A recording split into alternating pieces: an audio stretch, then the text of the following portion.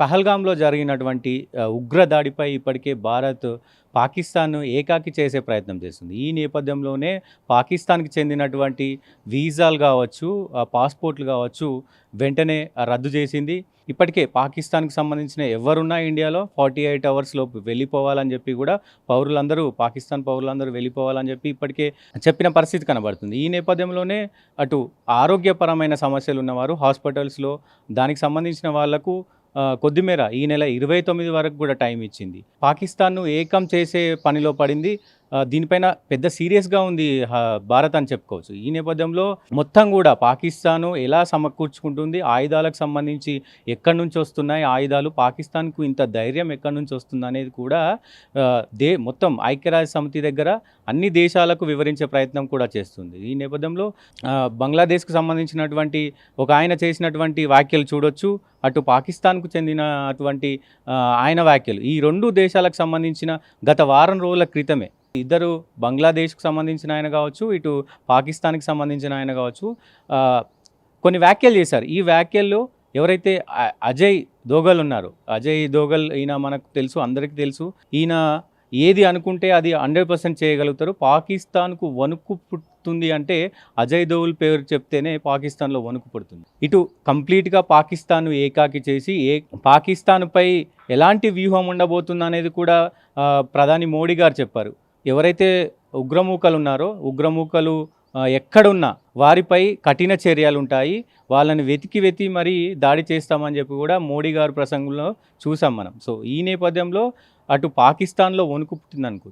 త్రివిధ దళాలు, వాయుసేన కావచ్చు, నౌకా దళాలు కావచ్చు, మిలిటరీ ఫోర్స్ కావచ్చు, మొత్తం కూడా ఎల్ఓసి దగ్గరికి వెళ్ళి అక్కడ మొత్తం చర్యలన్నీ కూడా మొదలుపెట్టింది. యుద్ధ వాతావరణం అయితే కనబడుతుంది. అటు పాకిస్తాన్ కూడా కవ్వింపు చర్యలు చేస్తుంది. వాళ్ళు కూడా అన్ని టెస్టులు చేస్తూ ఉన్నారు. ఈ నేపథ్యంలో విదేశాంగ మంత్రి, పాకిస్తాన్కి సంబంధించినటువంటి మాజీ విదేశాంగ మంత్రి బిలావల్ భుట్టో పెద్ద ఎత్తున విమర్శలు చేస్తున్నారు. భారత్ మమ్మల్ని కావాలని రచ్చకి ఈడుస్తుంది, సో మా పైన అభియోగాలు మోపుతుందంటూ కూడా ఆయన వ్యాఖ్యలు చేశారు. సింధు జలాలు ముమ్మాటికి మావే, సింధు జలాలు ఇప్పుడు కాదు ఎప్పటి నుంచో మావే, ఇకపైన కూడా మావే అంటూ ఆయన వ్యాఖ్యలు చేశారు. మోడీ గారు విఫలమైన టెర్రరిస్టులకు సంబంధించి మోడీ గారు విఫలమయ్యారు, ప్రజలకు విఫలాన్ని చెప్పకుండా మాపై బురద రుద్దే పనిలో పడ్డారు, బురద రుద్దుతున్నారంటూ ఆయన భుట్టో గారు చెప్పిన పరిస్థితి. ఈ నేపథ్యంలో సింధు జలాలు ఆపేయడంతో, సింధు జలాల్లో ఒకవేళ మీరు ఆపితే గనక సింధు జలాల్లో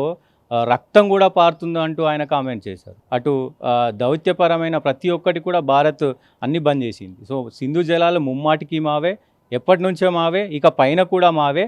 సో దీనికి మేము న్యాయపరమైనటువంటి ముందడుగేస్తాం అంటూ కూడా ఆయన వ్యాఖ్యలు చేశారు. పెద్ద ఎత్తున మోడీ పైన సంచలన వ్యాఖ్యలు చేశారు. మోడీకి తగిన గుణపాఠం చెప్తామంటూ కూడా ఆయన సంచలనం చేశారు. పాకిస్తాన్కు చెందినటువంటి లష్కరే తోయిబా చీఫ్ హఫీజ్ సయ్యద్, లష్కరే తోయిబాకి ఈయన చీఫ్గా ఉన్నారు. సో ఈయన హఫీజ్ సయ్యద్, ఈయనకు కూడా మోడీకి వార్నింగ్ ఇచ్చిన వీడియో ఇప్పుడు ప్రస్తుతం అటు పాకిస్తాన్లోని ప్రజలను రెచ్చగొట్టే ప్రయత్నంలో ఉంది.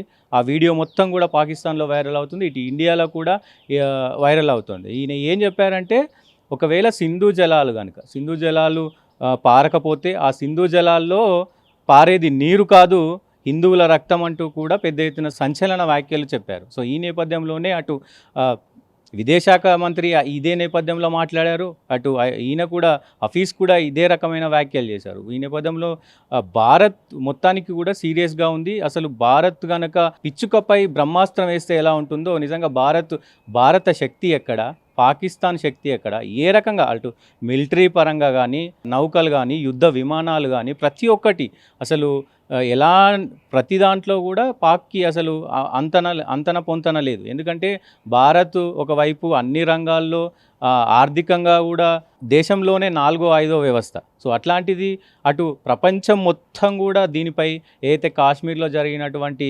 దీనిపై స్పందిస్తూ ఉంది. ఈసారి మాత్రం మోడీ ఏ చర్యలు తీసుకున్నా ప్రపంచ దేశాలన్నీ కూడా సపోర్ట్ చేస్తాయంటూ చెప్పిన పరిస్థితి ఉంది. అందరూ ప్రతి దేశం యొక్క ప్రధానులు కూడా ఫోన్ చేసి మీరు ఏ నిర్ణయం తీసుకున్నా మేము స్వాగతిస్తున్నాం. పాకిస్తాన్ గతంలో కూడా ఇలాంటి చర్యలకు పాల్పడింది, అప్పుడు కొంతమంది స్పందించలేరు. కానీ ఇప్పుడు ప్రధానంగా మోడీ గారికి ఫోన్ చేసి మరి అటు ఇజ్రాయెల్ కావచ్చు, అమెరికా కావచ్చు, అందరూ కూడా సపోర్ట్ చేస్తూ ఉన్నారు. మీరు ఏ చర్య తీసుకున్నా, మీరు యుద్ధం చేసినా మేము సపోర్ట్ చేస్తామన్నట్టు కూడా వాళ్ళు చెప్పిన పరిస్థితి ఉంది. ఈ నేపథ్యంలో మరి మోడీ గారు ఏం చేస్తారనేది పెద్ద సెన్సేషనల్‌గా ఉంది. సర్జికల్ స్ట్రైక్ ఏమైనా చేయబోతున్నారా? సో ఇది సెన్సేషనల్‌గా మారింది. సర్జికల్ స్ట్రైక్ చేస్తారా? ఎవరి ఊహకి అందనట్టుగా ఉంటుంది ఈ ఇది అనేది మోడీ గారు చెప్పిన పరిస్థితి. ఈ నేపథ్యంలో అటు పాకిస్తాన్‌కి చెందినటువంటి చీఫ్ కూడా ఒకతను చెప్తా ఉన్నారు. ఈ టెర్రరిస్టులకు సపోర్ట్ చేస్తున్నాము అని చెప్పి ఒక వీడియో రిలీజ్ చేశారు. ఆయన రిలీజ్ చేశారు. ఇది ఓన్లీ అమెరికా కోసమే మేము చేస్తున్నామని ఆయన చెప్పడం జరిగింది. పాకిస్తాన్‌లో మేము టెర్రరిస్టులకు సపోర్ట్ చేస్తలేమంటూ చెప్తా ఉన్నారు. ఆయన ఒకవైపు ఇలాంటి వ్యాఖ్యలు చేయడం, ఈ నేపథ్యంలో ఇలాంటి వ్యాఖ్యలు చేయడం, పాకిస్తాన్ కోసమే మేము టెర్రరిస్టులను పోషిస్తున్నాము అని చెప్పి వ్యాఖ్యలు చేయడం పెద్ద చర్చనీయాంశమైంది. ఈ చర్చల మధ్యలో అసలు భారత్ నిజంగా ఏం చేయబోతుంది? పాకిస్తాన్ పైన ఎలాంటి దాడి చేయబోతుంది? 28 మంది ప్రాణాలు కోల్పోయారు. సో మొత్తానికి ఏం చేయబోతుంది అనేది పెద్ద సెన్సేషనల్గా మారింది. ఇప్పటికే మోడీ గారు, అమిత్ షా గారు పెద్ద ఎత్తున మీటింగ్స్ అవుతూ ఉన్నాయి. అజయ్ దోవల్ గారు పెద్ద ప్లాన్ చేస్తూ ఉన్నారు.